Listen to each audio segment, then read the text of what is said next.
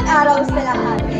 Ngayong araw, ang aming pagkat ay magpepresenta sa inyo ng isang magagandang sining tungkol sa kababaihan, kabataan, at kapayapaan. Ang mga kababaihan, kabataan, at kapayapaan ay magkaugnay sa aspeto sa pagtaguyod ng isang makatarungan at mapayapang mundo. Ngayong araw ay ating aalamin ang sumisimbolo sa kababaihan, kabataan, at kapayapaan sa mga sining na ito. Ano nga ba ang sumisimbolo sa mga sining na ito na nakakapagkulita sa ating tema ngayon? Kababaihan. Kababaihan ay minsang kinukonsidera na iba na mga mahihina at maraming hindi kayang gawin. Ngunit ang kababaihan ay may mahalagang papel sa ito, lalong-lalo na sa pagtataguyod ng kapayapaan. Ang aming likha ay sumisimbolo ng women empowerment na kung saan ang mga kababaihan ay nagkakaisa sa kabila ng kanilang iba't ibang anyo at pananaw sa mundo. Ang papel ng kababaihan ay mahalaga sa pagtataguyod ng kapayapaan at pagmulat. Hindi lamang sila mga pinapag-alaga ng pamilya at tahanan, kundi mga aktibong kalahok sa lipunan at inspirasyon sa pagbabago. Ang aming likha ay isang digital art na nagpapakita ng kabataan at kapayapaan at kung ano ang koneksyon ng kabataan at kapayapaan. Ang mga kabataan ay nasa sentro ng pagbabago at makabuluhang bahagi sa pagtataguyod ng kapayapaan. Ang aktibong pakikilahok ng mga kabataan ng peace-building efforts ay kritikal dahil sila ang mga susunod na leader ng lipunan. Ang mga kabataan ay may mahalagang papel sa pagtataguyod ng kapayapaan sa ating lipunan, sapagkat sila ay may kakayahang magdala ng sariwa, mga sariwang pananaw, enerhiya at malikhaing solusyon na nagpapakita ng pagkakaisa sa ating lipunan.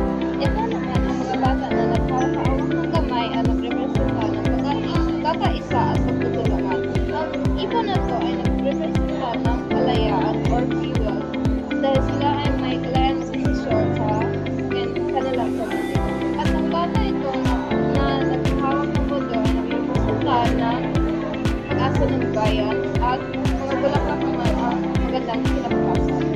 Ang sining na aking ginawa ay nagpapakita ng mga kababaihan at mga kabataan na nakatayo sa harap ng isang mapayapang tanawin na may mga simbolo ng kapayapaan tulad ng kalapate at sanga ng libo. Pinapakita sa larawan ang diwa ng pagkakaisa, lakas at pag-asa habang sumasayaw sa tema kababaihan, kabataan, at kapayapaan. Ang mga makulay na bulaklak ay nagpapalakas ng mensahe ng gender equality at youth empowerment na nagsusulong ng pagkakaroon ng mas mapayapa at mas makatarungang lipunan.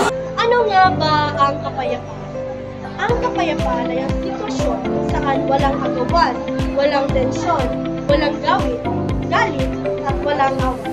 Sa isang lipunan o grupo ng mga tao, ang kapayapaan ay ang kaayusan o pagpapahusay at hindi pagkakasundo at pagkakaisa ng mga tao.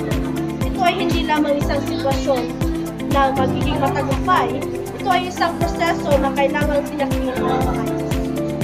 Ang kapayapaan ay hindi lamang kawalan ng alitan at karahasan, kundi ang pagkakaroon ng pagkakaisa at pagkakaintindihan sa bawat karapatan ng bawat tao. Sining na ito, nakikita ang pagkakaroon ng kapayapaan sa pamamagitan ng pagyakap ng identidad at equality ng bawat gender. Dito, inilarawan ang pagkakapantay-pantay ng pagtrato sa kabila ng pagkakaiba at kung paano ang paglalaban ng karapatan nito ay nagbibigay ng mas maunlad at mapayapang lipunan para sa atin, mga kabataan at sa ating buong mundo. Ang kabataan at kababaihan ay madalas na nakakaranas ng parehong konteksto ng karahasan at hidwaan. Ngunit sa mga bagay na ito, ay nagkakaroon din sila ng kapangyarihan o mayroon din silang kapangyarihang makapagpabago ng lipunan.